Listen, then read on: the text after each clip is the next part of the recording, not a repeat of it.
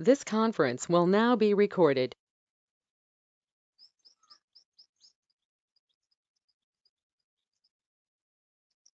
Okay, can you all see my screen?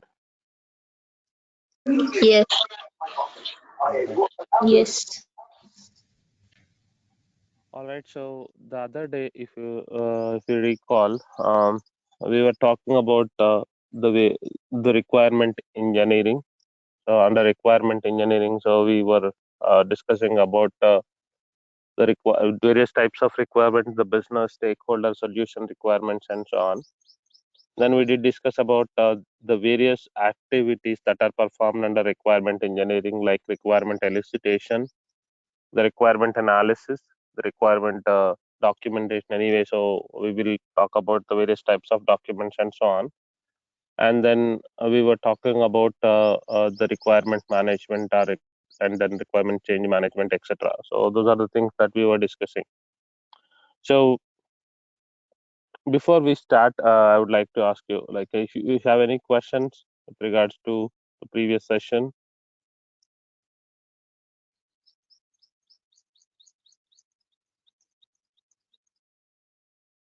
Okay.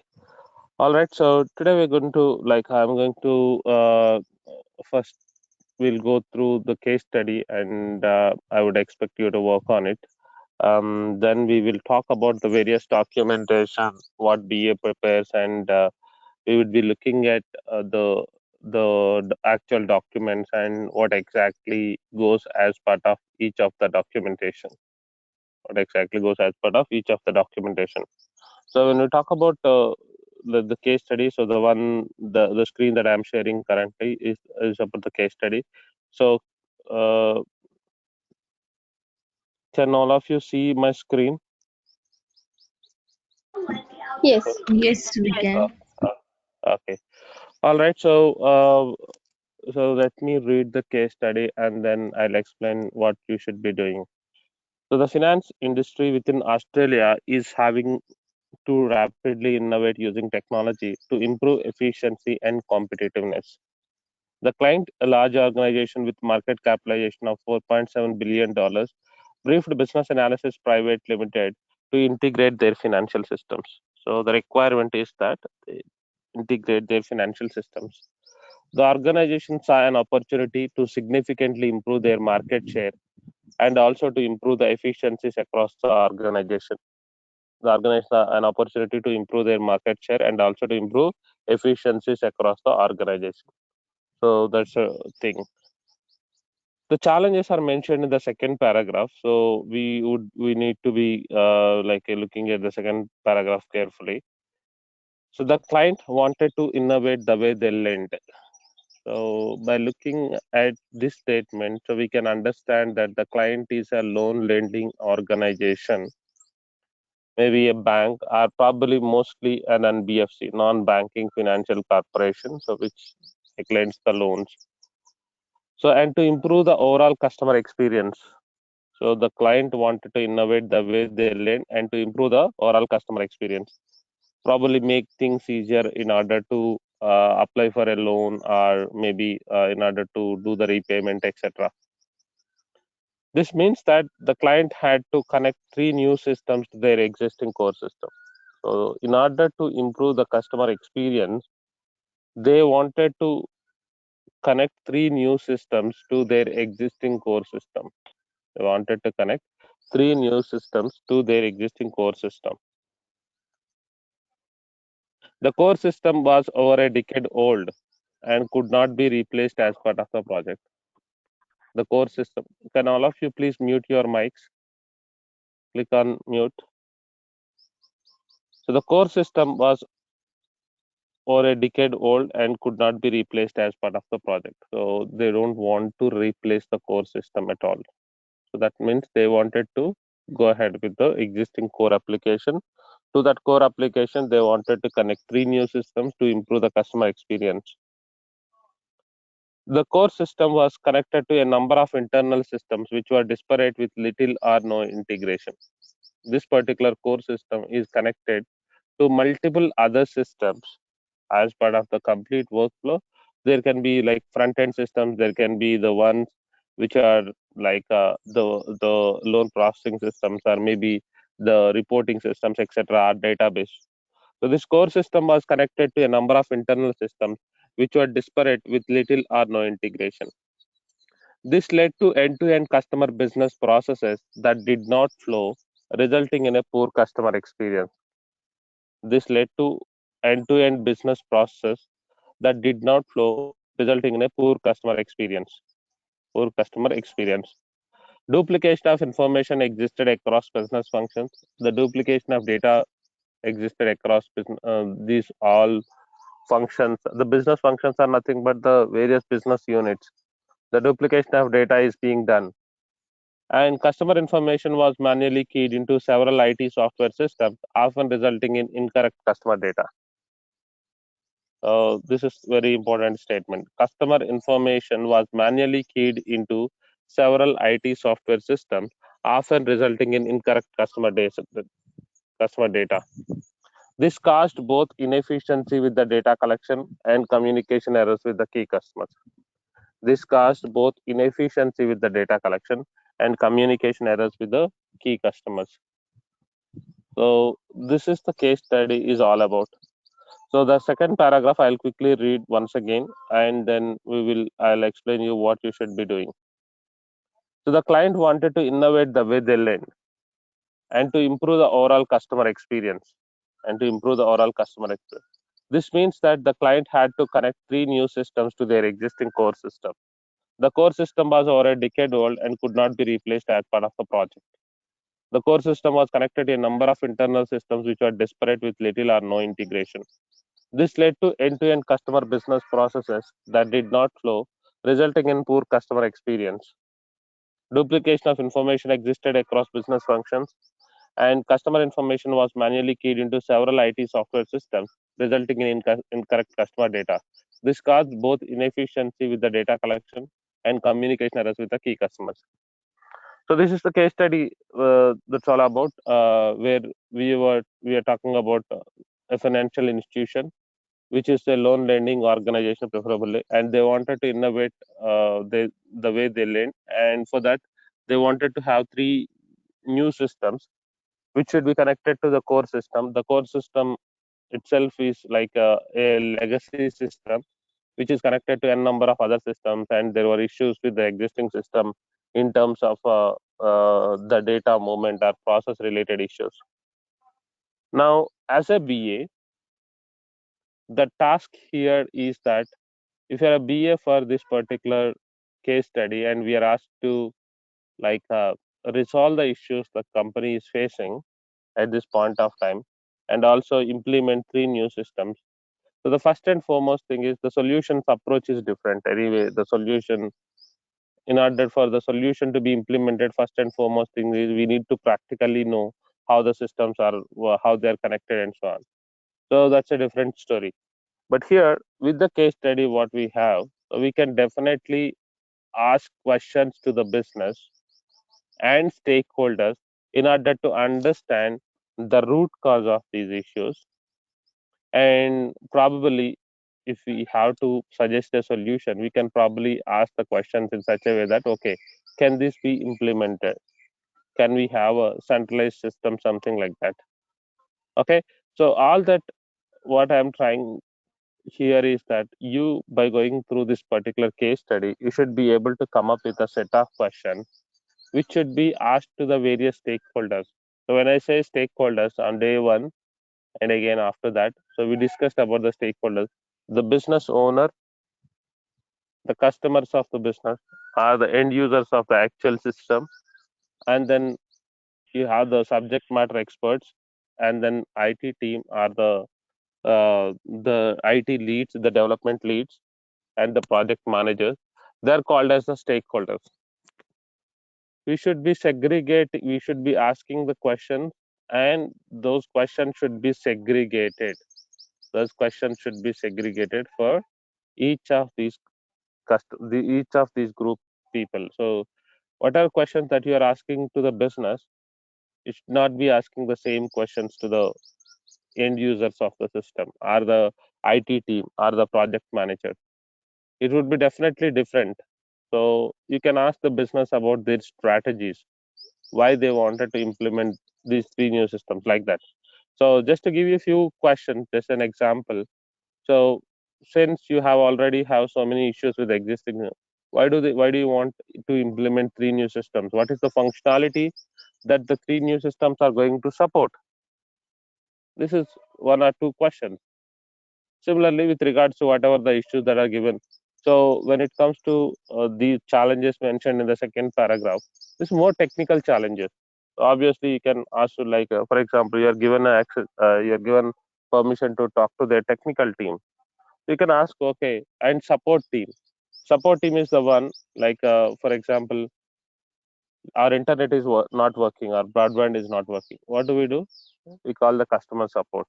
So they are the one, the support team are the one who get to know what kind of issues they would be getting on frequent basis. That's an important thing, right? So they'll have more clear understanding about what are the issues and the frequency of the issues and so on, and who are the customers who complain about these issues, right? So in a similar sense, you need to basically come up with a set of questions that needs to be asked to the various stakeholder groups. Is that clear? Yes. Others, I Yeah. will send you this case study and I will ask the coordinator to share with you this case study. You can go through the case study and come up with the set of questions. You don't need Okay. to provide a solution approach. That's not the case here, because in order to provide a solution approach and all, you need to have a lot of background information, which is not there here. So I'm not expecting that. So in order to understand the issues clearly, so what kind of questions you can ask to the stakeholders, whom you are asking the questions to, so that that the set of questions should be fine. Okay. Okay. Others, is it fine? I have a Any question, question? Kiran. Yes. Mm-hmm. Yes, tell me. When you mean the support team, can it be both the support teams, like the one with the client which is lending and they have the existing system? So can we ask that support team as well? And can we ask questions to our support team, like the people who will be developing the apps? So from both No, perspective, do you want us to develop questions? see, the whole idea is development will Mm-hmm. only come in at later point of time, right? So once you understand everything, once you realize this is the solution that we can come up with, and these are the gaps and these things. Once the definition of the requirements is done, then our technical team will come into Mm-hmm. picture. Until then, so we are talking to the Okay. representatives of the business people, so their business owner, Okay. maybe our technical leads. Your questions can be posed to our technical leads that okay, this is a problem, this is Mm-hmm. a challenge that they're facing. So can we have a solution for the this duplication of data, manual keying of data, something like that. But ideally, the most Okay. important part is ask the questions to their business people, their customers, and their Okay. end users of the system. Okay. Okay. All right. Thank you. All right. Any other questions? I have stopped sharing my screen. Yeah. Okay. All right. So let me share. I'll share with you the document that I've shared you for now, the case study document. And now we are going to talk about the various documents and templates. So what BA prepares, what are documents that the BA prepares, what exactly goes in each of the documentation, what are the sections in each of the documentation. So the first and foremost thing that we are going to look at is the business requirement document, or we can call it as BRD, business requirement document, or BRD. So what does business requirement document talks about? It details the business solution for a project, including the documentation of customer needs and expectations, including the documentation of customer needs and expectations. And it's a high level requirement document, defines the needs of the organization as a whole, developed and defined through something called as enterprise analysis. So a BRD document details the business solution for a project, including the documentation of customer needs and expectations. It's a high level requirement document, defines the needs of the organization as a whole, developed and defined through something called as enterprise analysis. Developed and defined through something called as enterprise analysis. So when we talk about BRD in simplest way, so it's a high level requirement document. And if you look at the first paragraph here, so documentation of customer needs and expectations. Documentation of customer needs and expectations. The BRD documents the customer needs and the expectations. Customer needs and the expectations. So when we come up with the requirement, when business comes up with the requirement, they come up with their needs. They don't give us the requirement. They come up with their needs. I need a system for us to like raise a help desk ticket or track a ticket until the completion and so on. They come up with their needs, and those needs are converted into the business requirement and put down in the form of a business requirement. So developed and defined through something called as enterprise analysis. So I would not say enterprise analysis. It's probably more of a system analysis. They're definitely defined through something called as system analysis. Look at the existing system. What are the strengths of the existing system, the weaknesses, the opportunities, and the threats? The opportunities and the threats. So it's a kind of SWOT analysis. It's a kind of SWOT analysis. So what does SWOT analysis talks about? What are the strengths of the existing system? What are the strengths of the existing system? So that means that in what all areas the systems are kind of doing good. In what all areas the systems are not very well performed. The weaknesses and what are the opportunities that we have, and what are the kind of threats that we have in terms of competition and other stuff. So identify those gaps with regards to a software application if we have to do for our own existing system. For example, the projects would be like the projects would arrive in two ways majorly. Either the organization work for their own projects, their own applications, their own systems. That's one major way. So generally, product-based organizations are the ones which work for their own products. Then there are service-based organizations which work for some others' product. So in that case, they give us the business need, they give us their business requirements and so on. But in this case, so it's mostly like we work for our own solution. In order to understand the gaps of our existing solution, we are kind of doing the SWOT analysis. SWOT analysis, trying to understand what are the strengths of our system, what are the weaknesses, what are the opportunities and the threats. What are the opportunities and threats? So by doing so, we would basically come up with the needs of the software application. So what kind of improvements that we can do, or compare the strengths, weaknesses, opportunities with the industry leading applications. For example, I am trying to see the SWOT analysis for my banking system. I will compare with my industry leaders.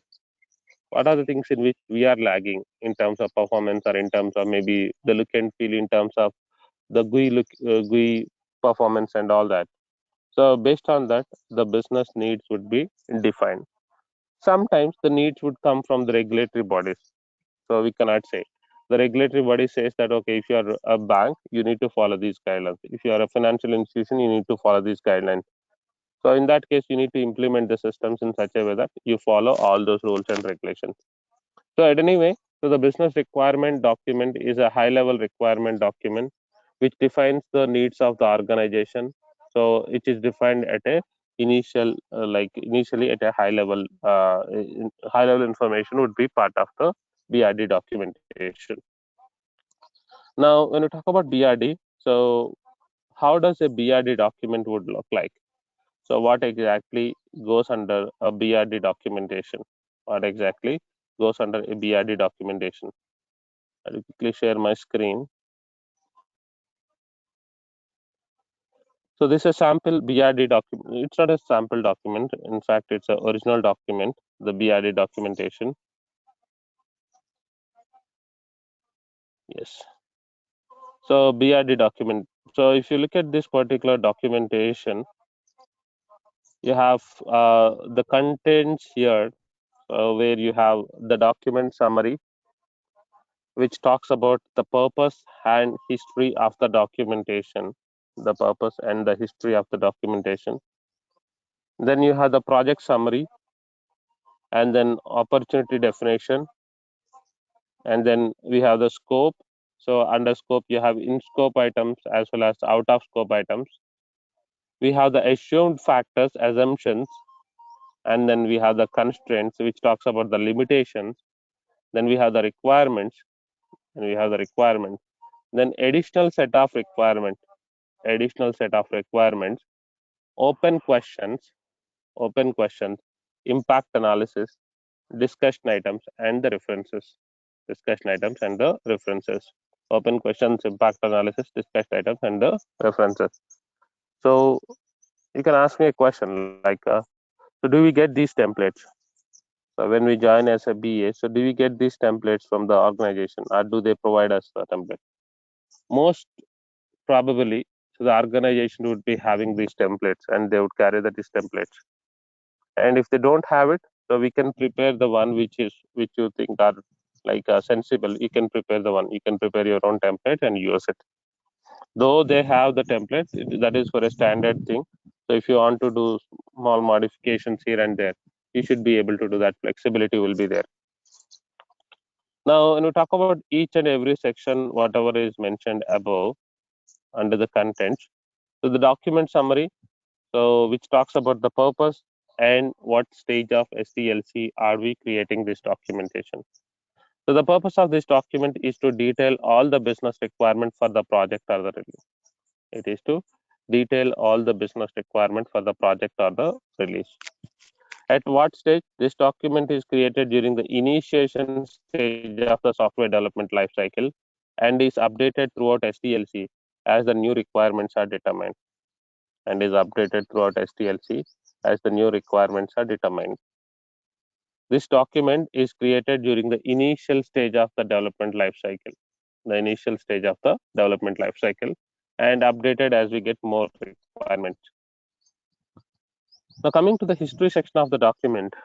So while we discuss about the history section, we need to recall what we discussed during configuration management on Friday. So Friday in the last session, we talked about something called as configuration management. So what does configuration management talks about? It talks about maintaining the versions, maintaining the versioning of the documentation, and then it talks about the creating the baseline document, creating the baseline documentation. Now, when we talk about the versions here, so you have the versions like action, create, modify, review. So who created the document, who has modified the document, who has reviewed the documentation, and the name of the person who has approved the document. There will be definitely multiple levels of approval. Technical leads and the business sponsors would be approving the documentation. And you have the version defined and a specific notes around it. Version defined, version 0.1, 0.2, or whatever, dot one, version 1, version 2, version 3, etc. So as we discussed, so we create the versions to maintain the configuration management, to have the configuration management intact. So which means that we wanted to make sure the changes are not lost during this transformation process. Whatever the changes that needs to be tracked, what was the original document and what was the changes after the approval process is done, and who has made the changes, who has approved those changes. Because in order to revert the changes, you need to know what changes are being done, what changes are approved, and so on. So that's where, like, you have the versions defined. You have the versions defined. So valid action types: create, modify, review, and approve. These are all the various valid action types. Then coming to the project summary, so you have the program name, you have the project name, you have the description of the project, who would be sponsoring for the project, what would be the version, who are all the clients, and who are all the audience for the application. Who are all the clients, who are all the audience for the application. The program name, the project name, the description, sponsors, version, client, and the audience.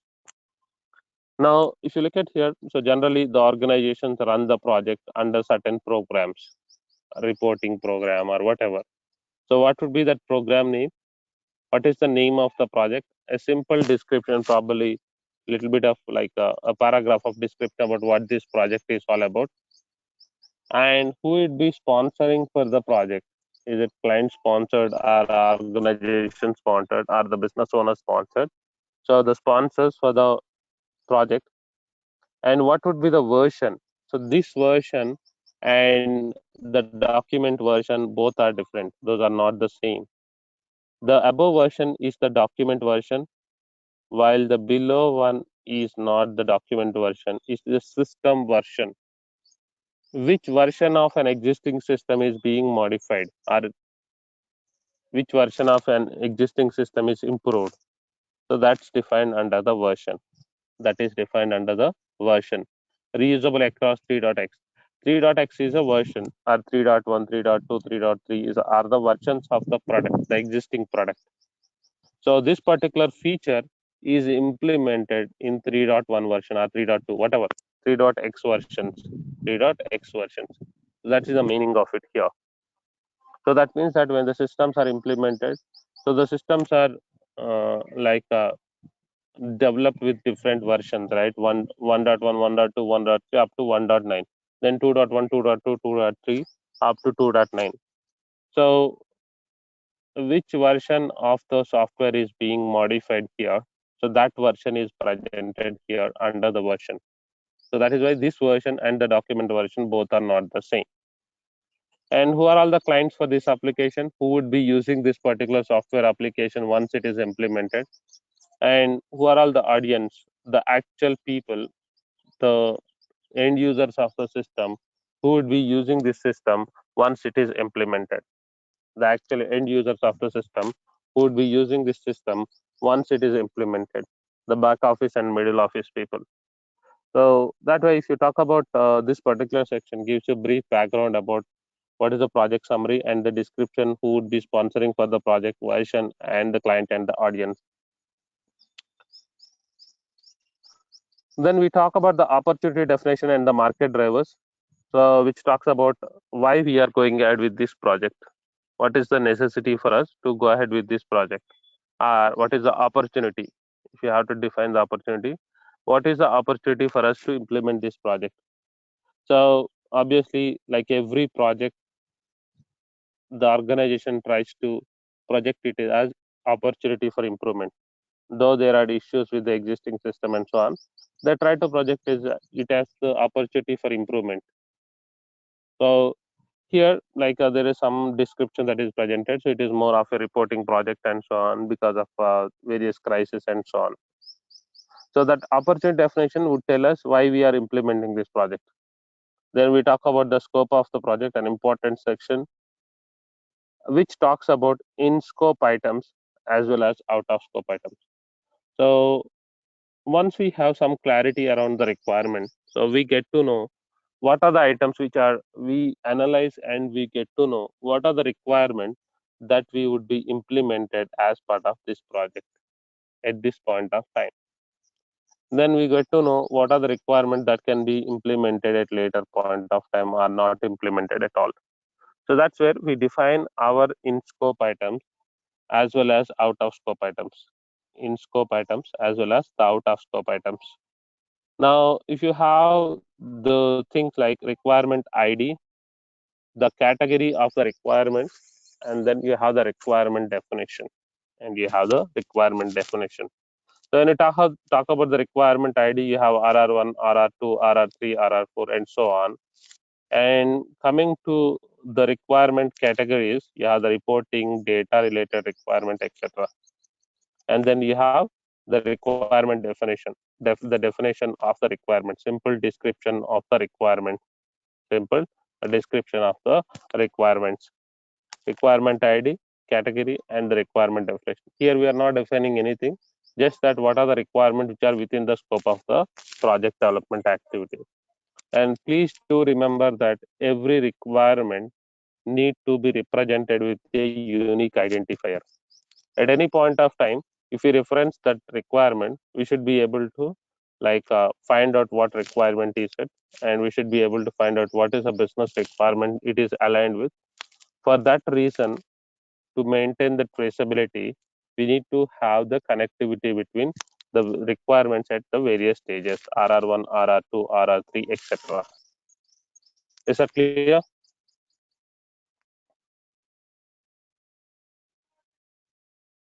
Yeah. Okay, so similarly, we have the set of requirements, and then we also have out of scope items.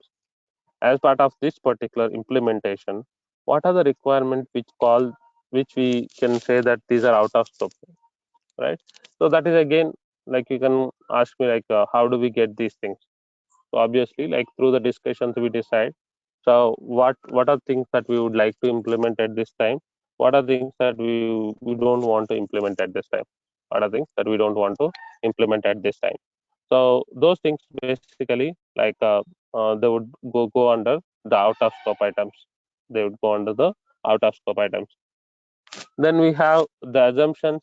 So the assumptions would talk about assumed factors for the development activity. The assumed factors for the development activity. So any assumptions that we do while creating this particular documentation, all those assumptions would go under here. All those assumptions would go under here. Then we talk about the constraints. Constraints are nothing but the limitations for the project development activity. So constraints could be regulatory timelines and the capacity constraints. So that will result in phase one being staggered. So basically, again, since it is a regulatory requirement and so on, so there will be like deadlines or the timelines and other things, whatever are the limitations for the project development activity. If you don't handle these limitations properly, what can happen? These things could lead to the project failures. These things could lead to the project failures. So that's why constraints are the limitations are very important things. We need to be very careful handling these constraints for the project development activity. Then we have the like assumptions. Assumptions are and the dependencies also we can put under one particular section. So if the assumption goes wrong or the dependent systems are not working, so obviously we need to find out an alternative. That's why it's very important to list down all the assumptions, and then we also need to make sure that all the assumptions are, so there is a workaround that if an assumption goes wrong. Then coming to the main important section of this particular documentation, that's going to be the requirement section. In this section, the requirements are defined in a bit detailed manner. So we'll see to what detail the requirements are defined here. Now, these are defined mostly in the user story format here. So this is the template for the user story here, though the description is slightly differing. Where you have the user story has the user story ID, as I mentioned, a unique referencing number for each and every requirement, and then you have the priority. So priority, you have must to have priority here, which means like the other day we were talking about Moscow technique, which stands for M stands for must to have requirements. M stands for must to have requirement. S stands for should have requirement. C stands for could have requirements, and so on. So you have the user story ID here, RR1, RR2, etc. Priority, you have must to have requirement, and the story points. Story points are nothing but the weightage that is given to each and every requirement. The story point. Who is the owner for it? Who owns these requirements? Who owns these requirements? And the user story title. And the user story title. And the related theme, to which release is it assigned to? To which release are we implementing this particular requirement? Release in the sense, as we discussed the other day. So obviously, when you are following agile methodology, you follow something called as a release cycle. You follow something called as a release cycle. To which release cycle is it assigned to? To which release cycle is it assigned to? Mention that assigned release. Mention that under the assigned release. So user story has the description, but simple difference here. As a as a trader or as a broker or agent. So I want to report real-time pet snapshot confirmation valuation for so and so. So this is the description or the storyline. So that means that our requirements are presented under the description. So that means that we need to be able to report RT, real-time reporting, PAT reporting, snapshot reporting, etc. Does it give you any details around what is RT, what is PET, what is snapshot? No, that information is not there here. The reason being, this is a BRD documentation, a business requirement documentation. You would be getting the requirements at a high level. So when I said the high level requirements, the requirements are not very detailed. The requirements are not very detailed. It's a high level set of requirements. Then you have the user acceptance criteria. For every user story, you have something like acceptance criteria. So when we can say that the requirement is implemented successfully, so for that to know, we need to have something called as user acceptance criteria. We need to have something called as user acceptance criteria. So what does that user acceptance criteria is all about? So when we can say that we are successful with that implementation of the requirement. So primary economic terms and data and D-level regulatory data is reported. So that's when you can say that the acceptance criteria is met. Similarly, for every requirement, you have something this sort of thing. So which would give you what would be the acceptance criteria, which would give us the acceptance criteria for that requirement. Acceptance criteria for that requirement. So even when you define it a functional requirement level, you need to have the acceptance criteria. What are the inputs that you give to the system? What are the outputs are the results expected? What are the outputs are the results expected? And the results expected. So that defines the complete requirement here. But here, the information is not very much in detail. It just says that the high level information. And for each of these reports, you have hundreds of different columns being reported. But in this documentation, we are not providing any such information because that's at a different level. So once we get a complete understanding of what is that particular report is all about and what exactly is the purpose and what are the parameters that we define, so then those details would go under the detailed requirement documentation. Those details would go under the detailed requirement documentation. So then we have the similar user story here, the user story ID and the priority, story point, who is the owner for it, and user story title, etc. For each and every requirement, you have the similar thing that is defined as part of the documentation. So the requirement details are presented here. So actually this is a 40 or 50 page document, 40 odd page document. I have just kept only few things here for sample. I have put two requirement and similar sense I have put like only one or two items under each section.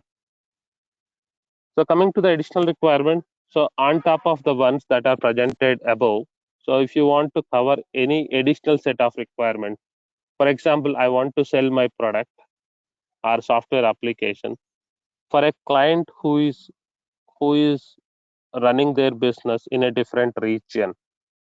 I am trying to sell a product. I want to sell this product to a client who is also who is also a bank which is doing its business in a different region. Now that becomes my other requirement, additional requirement. So that means that I need to make sure I understand their country regulations and develop the system that would go under the additional requirement. That would basically go under the additional set of requirements. Then I have the open questions. So open questions like what are the questions that I can check with the business. So what are the questions that I have? I can put under the open question section. That we can put under the open question section. So then we have the impact analysis. So what does impact analysis talks about? For any implementation, right? So mostly if you are enhancing an existing system, so what can happen? the existing systems or the modules or the screens that needs to be modified. That needs to be modified. What are those existing screens or the modules that would get impacted by this project? That would get impacted by this project. In this section, list all of the product modules that may be impacted by this project. The above table can be used to create a list of impacted products or modules for each product. For each product. So server versions, middleware, operating system levels, and the product which would get impacted. So that would go under the like impact analysis section of the documentation, which is an important section. So obviously for the reasons like we want to know the impact of the improvements on the existing system. Only then the business will approve or reject the proposals. Approve or reject the proposals. So in order for that, we need to do the impact analysis. Only when the impact is less, the implementations will be approved. So if it is impacting badly, then obviously the business will think that whether we need to go ahead with this project or not. Then we have the discussion items, which talks about anything that you want to discuss with your technical leads or the project managers, any to be decided items. So that would go under the discussion items. To be decided items that would go under the discussion items. So in this section, include any open discussion items, resolve unclear items directly related to the proposed enhancement prior to sending this document for approval process. Prior to sending this document for approval process. So all the to be decided or to be discussed items need to be listed under here.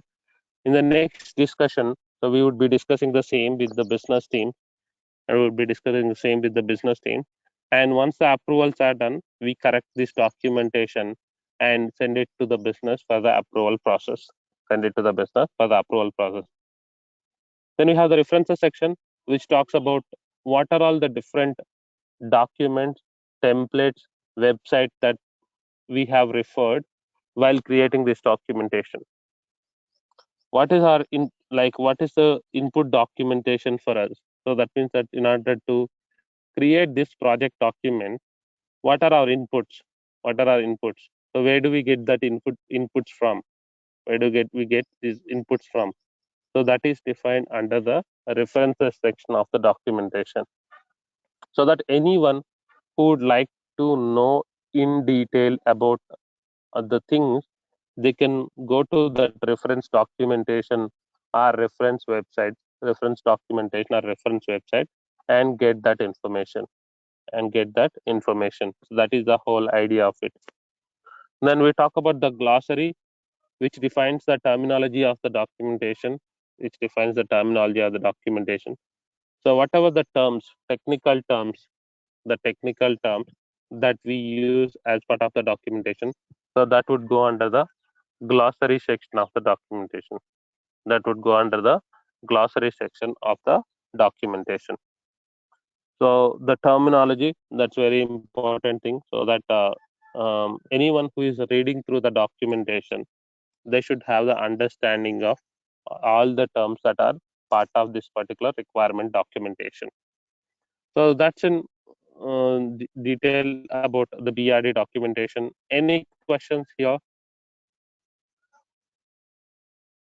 Kiran, I have one question regarding the impact analysis. So for the Mhm. impact analysis, so do we need to do as a BA, do I need to consult with every stakeholder, like from the business owner to the end user, everyone? Because how can we get the impact? Because before without the system is not executed and all, how these things will happen? Okay, so the impact analysis only be there if the system is already there and we are enhancing an existing system. Okay, Okay, so that is for a in case, modification. yeah, that is what you are doing, an improvement or maybe changes or enhancing the existing system. If you are Okay. if you are developing something for the first time, obviously there will not be any impact to the, because there is no system at all that you are Mm. doing it for the first time. Okay, so the Mm. impact analysis section only be required if you are enhancing an existing, so you are adding certain modules to the existing system, screens to the existing system, that is when the impact analysis is needed. Okay. Yeah. Okay. All right. Any other questions? Yeah, I have a question. Is this one a universal template for business requirement, or this one different for different companies? Like, is this It a template slightly one? differs, not much. So Sorry. doesn't vary so much. Doesn't vary so much. There may be few sections that would be replaced. Few sections. Obviously, the requirement section cannot be replaced. Obviously, the scope and scope items, out of scope items section cannot be replaced. Impact analysis cannot be replaced. References and glossary cannot be replaced. But there may be few sections which may have the additional things, a few additional details, or few sections that may be added. And mostly the difference that you can find would be in terms of the naming Okay. convention instead of requirement. So you can put it as functional requirement or functional design or whatever. The section names may be varying, but mostly the templates more or less will have the similar sections. And if you look at a sample, like if you go, if you search on Google and look at a sample, probably they'll have so many sections that are defined, because since it is a sample one. But when it comes to reality for your project, those all content areas may not be needed for you. Then what is the point of capturing all that information, right? So Yeah. mostly, more or less, the similar template would be used Okay. with slight Thank you. modifications. Yeah. Thank you. Any other questions? Okay. All right. So yeah. So now we look at yeah. Please go ahead. Yeah, so do you mind sharing these samples, like the templates, in like full version, so we can see how it goes? Like you said, you just described in brief. So No, only the thing is that the under the section I have removed the contents, right? So for example, under the requirement, there is supposed to be 12 requirement. I just kept it only the 2 requirements for referencing sake, because obviously, like for us, the what are the sections that are part of this documentation? That's very important. So all right, obviously, if I can, obviously this is our project, right? So I'm not supposed to share the complete details for with anyone, all just right, for the referencing sake. Whatever I can provide you this documentation. The whole idea is what are the sections that goes under a BRD document. So all right. that is the whole idea here. I can share with you this document. You can go through it. You can keep it for your reference. Okay. Okay, yeah, thank you. Right. So Hi, the other document, yeah, please go ahead. sorry. Hi, Kiran. This is Swarna with you. So this is my first class, so I missed a few more classes. So could I get the recording sessions? Yeah, your good name, please. Swarna, Swarna. Okay, Swarna. Yeah. Yeah, I'll ask the coordinator to share with you the previous recordings. please. And Thank if needed, yeah, if needed, so what I can do is I can probably check with the coordinator, and if there are like other batches going on, right, I would let you know so that you can join those initial sessions. Yeah, sure. No problem. Thank you so much. Right, right, Swarna. Yeah. Yeah. So ab- yeah, please. about the recordings, I didn't also get the recordings. I don't know about others code one.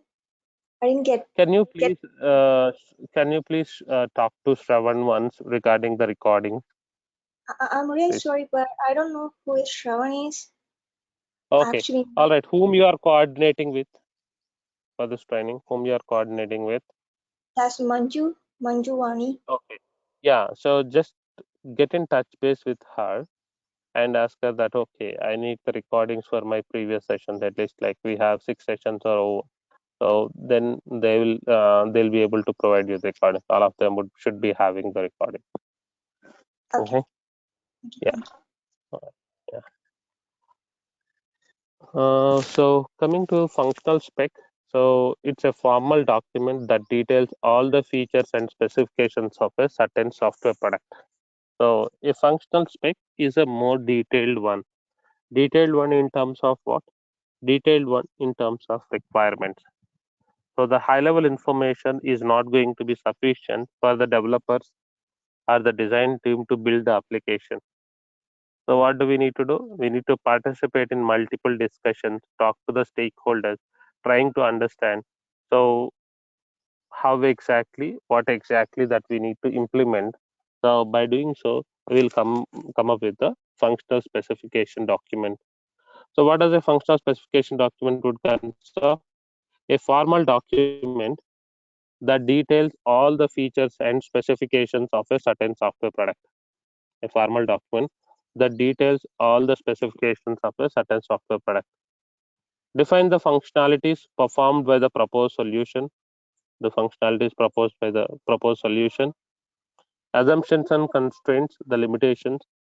Solution scope and out of scope. So the items which are in scope and out of scope items may or may not include the non-functional requirement. May or may not include the non-functional requirement. So sometimes non-functional requirement carry a separate documentation. Sometimes would be part of the requirement document or a functional spec. Solution scope, outer scope, definitely. Assumptions, constraint, definitely. And majorly, the functions are the functionalities performed by the proposed solution. Functionalities performed by the proposed solution. That would be part of the requirement documentation. Is that clear?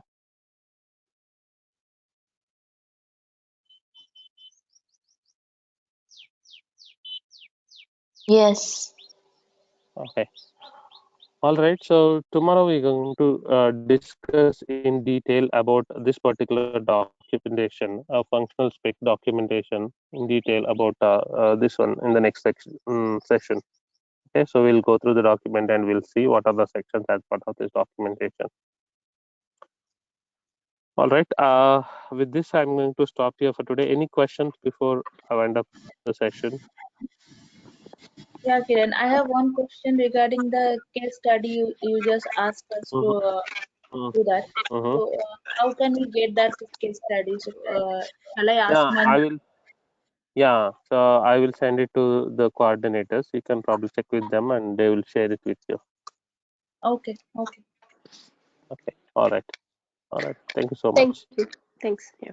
Thanks. Thank you.